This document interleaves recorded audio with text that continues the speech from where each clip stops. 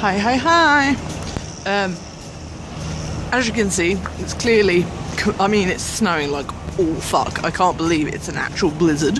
Yesterday was so warm, it was like plus 12. Now it's minus 20, but with wind, so it's not actually that cold.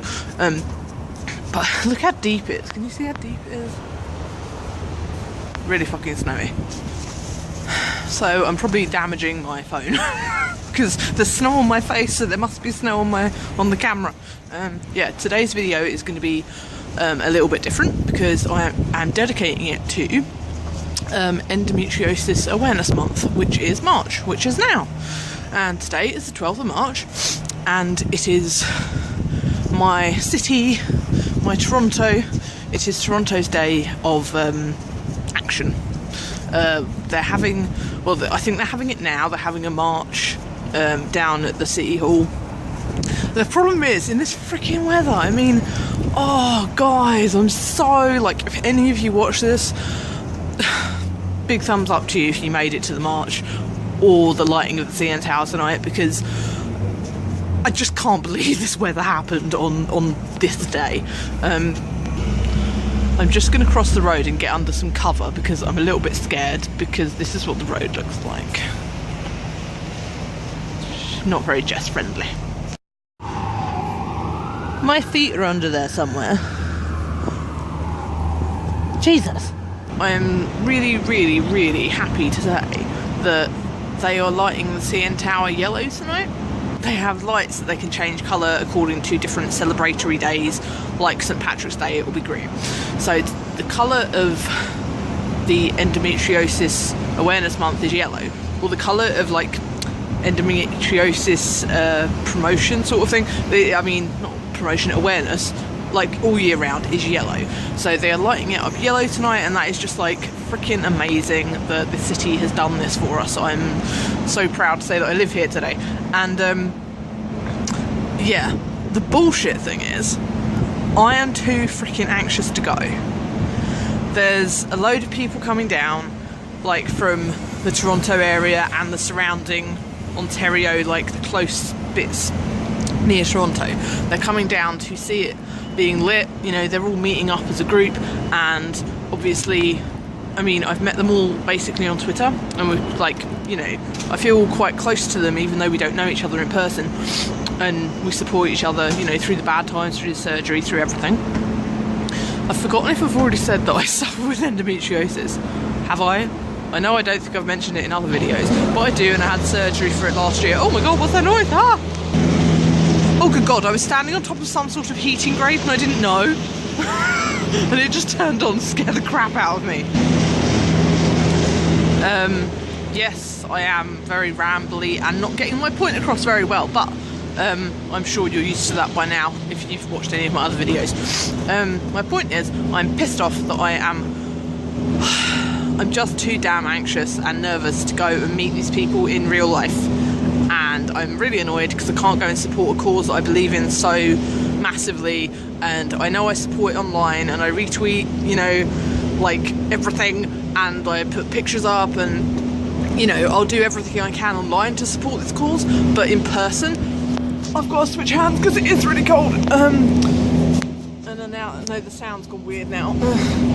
In person it's just a whole different thing, and if any of you are watching that I know on Twitter, I know I shouldn't say I'm sorry, because I know that you'll understand why I can't come, but I am really sorry that I haven't got to meet you in person yet, because this is something that I do want to do, and today would be a perfect time to do it. It's such an iconic day for us, just with the CN Tower being yellow. I've just got this massive thing about that, today, I'm just so I'm hoping to go and see it somewhere, I don't know where the closest point to me is to go and just see it yellow and just take a photo with it, sort of thing. But I don't live right next to the CN Tower or anything anyway. But yeah, I'm just pissed that I can't come and meet you all. And yeah, you might never even see this, but if you do, hi from a very apologetic Jess. And hopefully next year or sooner I will be able to come and meet some of you, because I feel like a complete I get really angry at myself when my anxiety gets in the way of doing things like this. I'm going to talk more at home because I am freezing. I've gone a charming shade of red because of being outside in the cold. Is this not the cutest package you've ever seen? I just found this in my mailbox. I'm very excited to know what's in it. Right, so to try and make my point short and sweet, it's never going to happen. It is still so cold inside the apartment that yes, I've kept my hat and scarf on until the heating kicks in. Yeah, so I hope at the very least I can just go and find somewhere to take a photo of the CN Tower being yellow. But who knows? I'm feeling so shit today. I really don't know what's going to happen. And the relevance of putting this on my channel, other than the fact that I want to put it on here for the awareness of endometriosis, is that I believe that, well, I know it can, a lot of people that I've met online who suffer with endometriosis also suffer with anxiety and depression, and there seems to be a direct, if not indirect, correlation to it, to the disease and all the diseases. And I know definitely for me it had a massive effect on me developing agoraphobia, because I didn't get diagnosed for 10 years, well, or longer, who knows, 10 years since my symptoms started. So that's really normal for people to go undiagnosed for that long. It's a horrendous story. I'm going to put a few links down below in case you don't know what endometriosis is, or you want to learn more, or, you know, I'm just going to put a few links in the description box down below. I think it made me agoraphobic because basically I was in chronic pain for many, many years, and I mean so much pain that I couldn't leave the bed, let alone leave the house. So I became a shut-in because of my pain, and on the odd occasion I did manage to go out, it would be for a walk around the block, or maybe I'd get to visit a friend on a really good day, which would be really rare. I was constantly cancelling on people, not being able to go places. You know, I'd say I'd go and meet someone, I wouldn't be able to, and it would be because of that. And I wouldn't be able to explain it because I didn't know what was wrong with me. The doctors didn't know what was wrong with me. They'd say it was all in my head, and yeah, I could go on about that for a really long time, but I won't.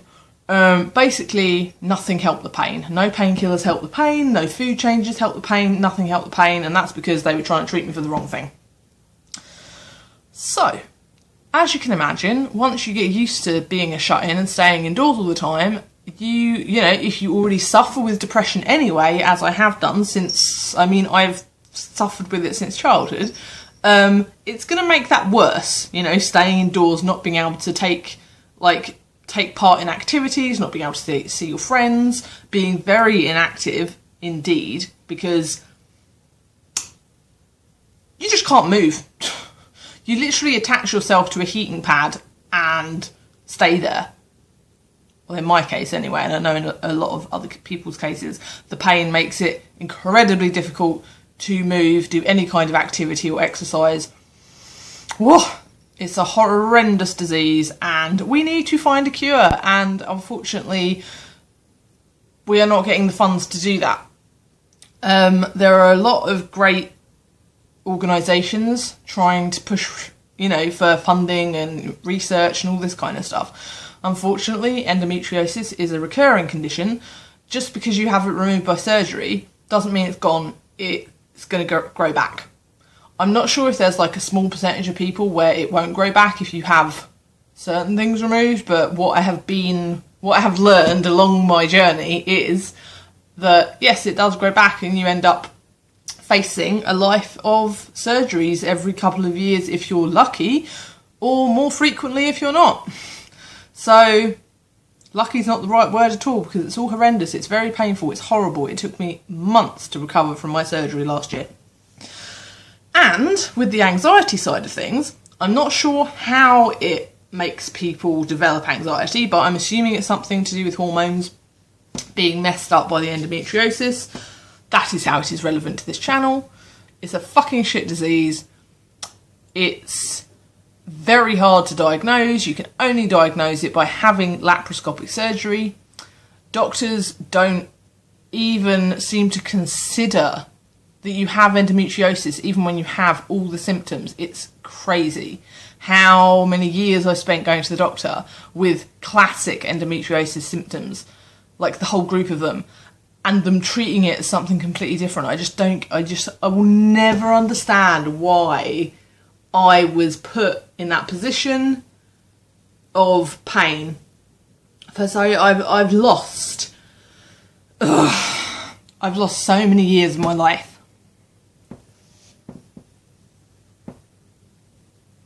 I've lost so many years of my life to this condition, and it is very upsetting.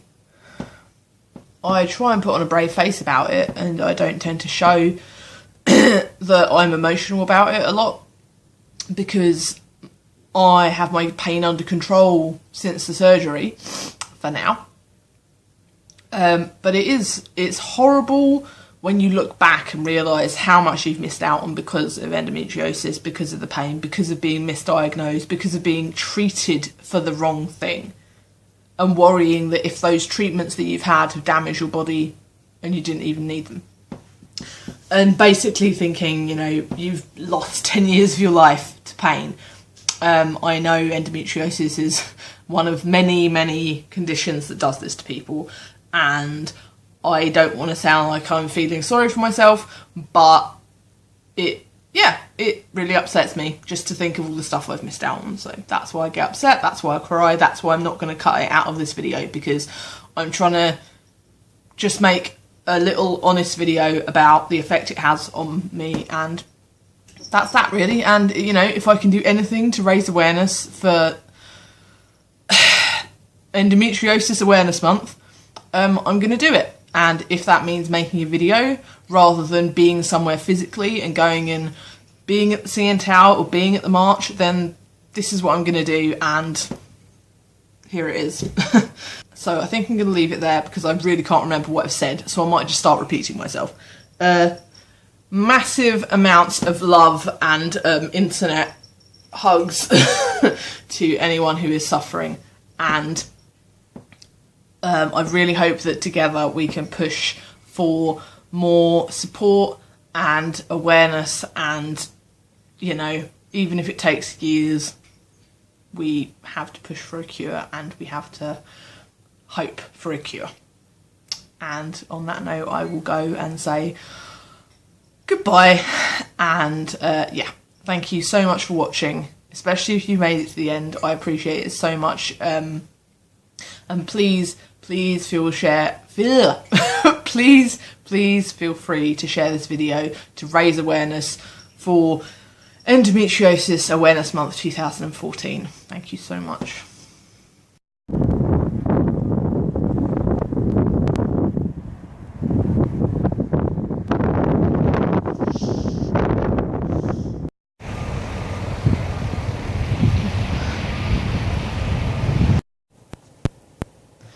And just as a little extra, I know I said goodbye already, but after I finished recording the video you've just seen, I did manage to get it together to go out much later in the evening, and it was so cold and windy.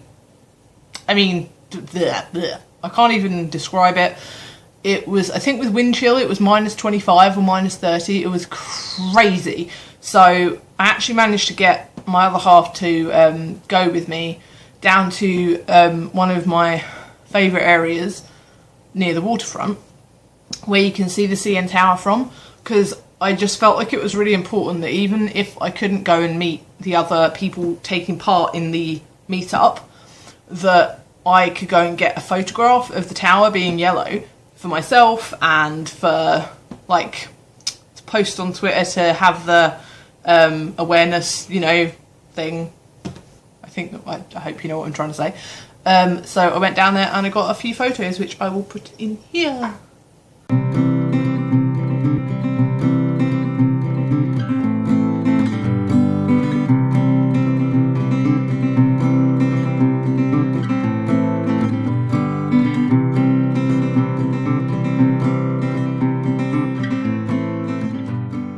I've been keeping up with people's tweets and stuff regarding last night's CN Tower being yellow and today's march, which I didn't even know was today. I thought it was yesterday, so in theory I could have gone to that today, but again, I think I'm not ready. I can't help it. I'm too anxious to do that. It's definitely the social aspect of it that is raising my anxiety surrounding that. So I've been seeing all your photographs, and I think you're also amazing for taking part and raising awareness, and I think it's really shit that the news crews didn't turn up to cover it, because even just one thing on the TV would have been just so amazing, but that doesn't make your work any less meaningful. And I just want to say, I think you're all amazeballs, and yeah.